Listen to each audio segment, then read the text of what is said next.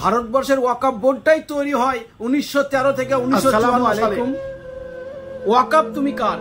এই ভারতবর্ষের ওয়াকফ সম্পত্তি একমাত্র ধর্মপ্রাণ মুসলমানদের, আর এই মুসলমানেরাই সংরক্ষিত করে রেখেছে প্রায় 8.7 লক্ষ একর জমি, এবং এখন বর্তমান আয়ত্তে আছে 9.4 লক্ষ একর জমি নিয়ন্ত্রণ পরিচালনা করে এই ওয়াকফ বোর্ড, যার মূল্য আনুমানিক 1.2 লক্ষ কোটি টাকারও বেশি। অতএব এতগুলা জমি যেখানে ভারতবর্ষে ধর্মপ্রাণ মুসলমানরা তাদের আহিলা বর্গের জন্য রেখে গেছে, সেই জমির প্রতি তোমার লোভ কেন হবে মোদি বাবু? যেমন হিন্দু ভাইদের দেবত্ব সম্পত্তি আছে, সেখানে কোনো মুসলিম আজ পর্যন্ত লোভ করেনি। এই সম্পত্তির মধ্যে আপনারা জানেন যে বিশেষ করে পশ্চিমবঙ্গের রয়্যাল গোল চিড়িয়াখানা, ইডেন গার্ডেন,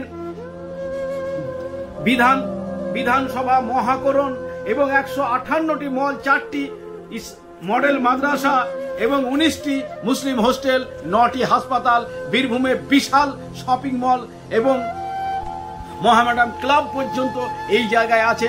তোমার এত কিছু ভোগ করার পরেও, এত কিছু দখল করার পরেও, তারপরও তুমি কেন বরদাস্ত করতে পারছো না? আজ মুসলমানদেরকে এইভাবে কুলসিত করে হিন্দু মুসলিমের মধ্যে কেন তুমি এইরকম ভাবে ঝামেলা বাঁধিয়ে দিয়ে সাম্প্রদায়িক উস্কানি দিচ্ছ? মোদি, তোমার খুব তাড়াতাড়ি তোমার পতন হবে, তোমার পায়ের তলার মাটি সরে গেছে, কেননা সারা বিশ্বের মুসলমান জেগে উঠেছে। ভারত